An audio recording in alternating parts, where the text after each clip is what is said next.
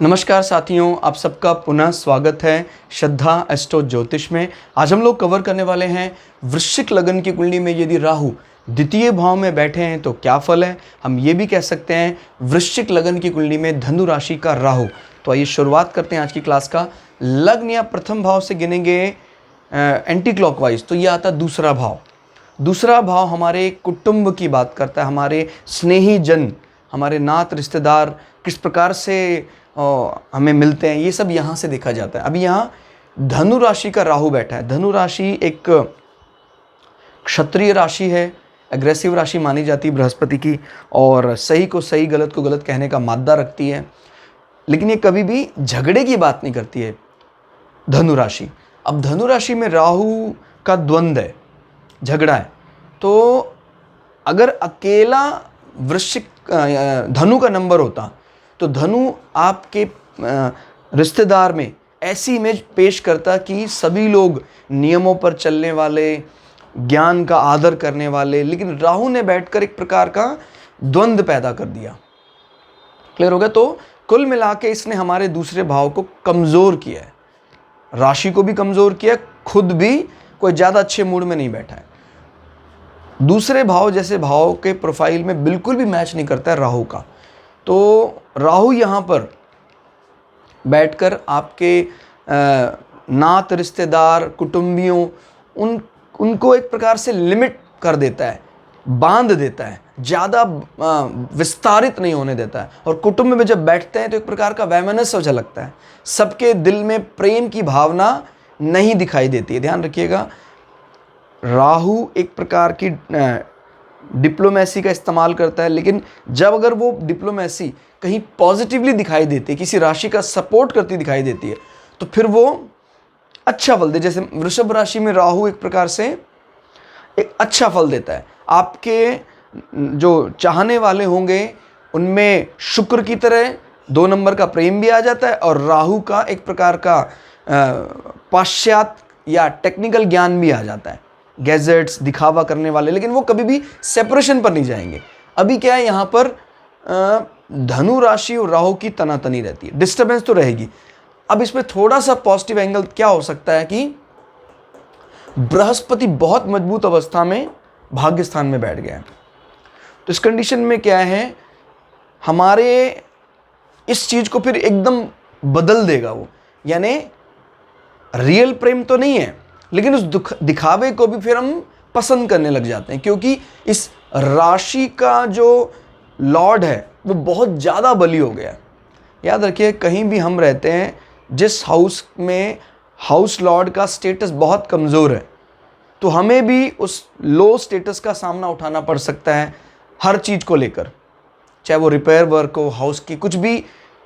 यहाँ पर अगर क्या, हाउस का मालिक बहुत मजबूत स्थिति में बैठा है, तो बेशक से राहु इस हाउस लॉर्ड को पसंद नहीं करते, इस राशि को भी पसंद नहीं करते हैं, फिर भी इसके जो अपने गुण है, दिखावा करने वाला गुण है, उसको ये एक्सपोजर दे देता है, क्योंकि घर का मालिक बहुत मजबूत अवस्था में। तो कह सकते हैं साज सज्जा करने वाला जो हमारा कुटुंब होगा, ज़्यादा दिखावा करने वाला, बट ये थोड़ा पॉजिटिव एंगल में लेना है अगर इसका मालिक मजबूत अवस्था में। और यही राहु झगड़ालू हो जाता है, झगड़ा करता है अगर बृहस्पति कहीं नीच का होकर बैठ जाए, कमज़ोर होकर बैठ जाए। ध्यान रखना है, राहु वैसे भी एक इल्यूजन है, रियल प्लैनेट नहीं है। इसको फल देने के लिए प्लैनेट के सपोर्ट की बेहद आवश्यकता है, जिस भी हाउस में बैठा हुआ है। वाणी जो ये डिलीवर करने की ताकत है वो अच्छी नहीं होगी। ये इनफैक्ट किसी को कोई राय देंगे तो उल्टा वो उनका नुकसान ही हो सकता है। क्लियर हो गया?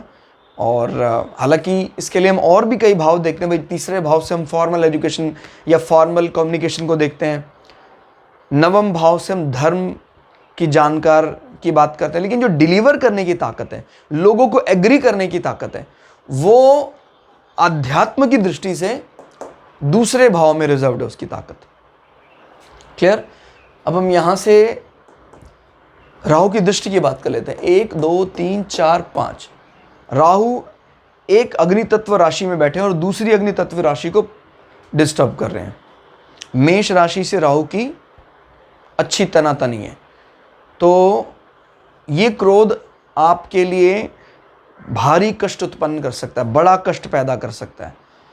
क्लियर हो गया? अगर मंगल कमजोर अवस्था में है तो शत्रुओं से निश्चित रूप से भारी कष्ट रहेगा, आपको शत्रुओं से चोट भी लग सकती है, शारीरिक कष्ट भी हो सकता है, तो बच के रहने की आवश्यकता है इस केस में। मंगल अगर बहुत मजबूत होकर एक्सेल्ड होकर यहां बैठ जाता है तो मैंने बोला द्वंद्व रहेगा और शत्रु आपको परेशान भी करेंगे, लेकिन कभी भी शारीरिक कष्ट नहीं दे पाएंगे, क्योंकि मंगल ओवरऑल इस घर के रिजल्ट को रिजर्व किए हुए अपने पास, सुरक्षित किए हुए अपने पास। इस दृष्टि का अर्थ ये भी होता है कि हमारे लोन संबंधी, ऋण संबंधी विषय हमें परेशान कर सकते हैं। ऐसे व्यक्तियों को घर पर कोई ज़्यादा बड़े पालतू पशु नहीं पालने चाहिए, कोई डॉग वगैरह बड़े बिल्कुल नहीं रखने चाहिए। इससे इनको कहीं ना कहीं कोई ना कोई रोग, भय या वो उस पशु द्वारा ही संकट हो सकता है। पशुओं से सावधान, क्योंकि पेट्स का हाउस कौन सा माना जाता है? 6th हाउस माना जाता है, और 6th हाउस में इस प्रकार का जब द्वंद्व बनता है, मंगल भी कमजोर अवस्था में है, राहु भी दृष्टि लगा रहा है, तो ये अपने ही पालतू पक्षी से हमें कष्ट हो जाता है, भयंकर कष्ट हो जाता है, कई बार तो जान पर बनाती है। क्लियर होगा? ऐसे घरों में चोरी होने की भी प्रबल संभावना रहती है। जिस भी जातक का अपना मकान है और इस प्रकार का, क्योंकि छठे भाव से चोरी, इस प्रकार की वारदात जो है वो देखी जाती हैं। छठा भाव हमारे किडनी एनालिसिस की भी बात करता है। तो अगर मंगल, मैं बार बार बोल रहा हूँ, मंगल अगर मजबूत अवस्था में है तो परेशानी जरूर होगी, लेकिन ओवरऑल कभी भी डायलिसिस तक बात नहीं पहुंचेगी। क्लियर? क्योंकि राहु मेष राशि का प्रबल शत्रु है। तो आपको लग रहा है सर जिंदगी भर ऐसे ही चलेगा क्या? अब इसमें अगर आप कहीं पुस्तक उठा के देखेंगे, कोई ज्योतिष की पुरानी बुक्स हैं, तो कोई पुस्तक कहती है कि मेष राशि में राहु अच्छा फल नहीं देता है, कोई पुस्तक कहती है मेष राशि में राहु बहुत अच्छा फल देता है। तो ये क्या है? ध्यान रखिएगा, ये बात अपने दिमाग में एकदम बिठा लीजिए कि मेष राशि का राहु अच्छा नहीं होता है, लेकिन इतना ज्यादा परेशान करने के बाद स्वयं राहु इस राशि पर रहम करने लग जाता है, दया आ जाती है उसको। मैंने पहले भी कई लेक्चर्स में बताया है, मैं आपसे गुजारिश करूंगा कि किसी भी लग्न के लिए जो मेष राशि का राहु है वो आप जरूर देखें, ताकि आपको एग्जैक्टली क्लियर हो। ये कभी भी सीधा फल नहीं देता है, बहुत तड़पाएगा, मरणासन्न कर देगा। जब मृत्यु के नजदीक चला जाएगा तब व्यक्ति पर स्वयं दया कर देगा, उसको अभय दे देगा। जैसे मेष राशि का राहु यहां बैठा हो, इतना कष्ट देता है व्यक्ति को कि ग्रंथों में तो यहां तक लिखा है कि महादेव भगवान शंकर रक्षा करते तो जातक बचता है, नहीं तो खत्म हो जाता है, तहस नहस हो जाता है। और अगर वो जातक बचता है तो फिर वो राहु मंगल की तरह उसको बर्ताव करने लग जाता है, सब कुछ दिलाने वाला बन जाता है। क्लियर हो गया? तो ये सारी चीजों को समझने के लिए हमें ये भी समझना जरूरी है। अब जैसे मान लीजिए राहु जीवन में अच्छे संकट के बाद आपको सपोर्ट करता है, तो आपके शत्रुओं को भयभीत करने लग जाएगा। लेकिन इसके लिए क्या जरूरी है? इसके लिए जरूरी है बृहस्पति, शुक्र, चंद्रमा जैसे ग्रह बली हों, नहीं तो इसका पॉजिटिव फल जीवन में नदारद रहता है, मिलता नहीं है पॉजिटिव फल। फिर 5, 6, 7, 7वीं दृष्टि को हम काउंट नहीं कर रहे हैं, 8, 9, 9वीं दृष्टि से राहु 10म भाव पर दृष्टि बनाए हुए हैं। तो ये बता रहा है कि कहीं ना कहीं आपके कार्य क्षेत्र, आपकी जॉब प्रोफाइल में डिस्टर्बेंस का काम करेगा राहु। और एक कहाँ बैठ कर डिस्टर्बेंस कर रहा है? आपके कुटुंब भाव में, आपके धन भाव में। तो कहीं ना कहीं हो सकता है कुछ इस प्रकार का काम आप करते हैं जिससे आपका एसेट्स भी प्रभावित हो रहा है नेगेटिवली। क्लियर हो गया? तो ये एक प्रकार से आपके कार्य में बाधा का काम कर रहा है। क्लियर होगा? या ये भी हो सकता है हमारे जो कुटुंबी हैं, हमारे नात रिश्तेदारी हैं, वो हमारे इस जॉब प्रोफाइल में सपोर्ट ना करें और हमारे साथ ना चलें। याद रखिएगा ये पूरी तरह किंगली नेचर है इसका। सूर्य अगर बहुत मजबूत हो जाता है, मजबूत होकर एक्सेल करके यहाँ आ जाता है, तो व्यक्ति कहीं ना कहीं ऋण भाव से दूसरे को पैसा देकर रॉयल्टी कमाने वाला, उसके माने उस ब्याज से इनकम कमाने वाला, इस प्रकार की चीज़ों से उसको लाभ मिलता है। सूर्य आपको पता है राजाओं की तरह रहने वाला, रेवेन्यू डिपार्टमेंट, इस प्रकार की चीज़ों में उसको इनकम होती है, टैक्स डिपार्टमेंट।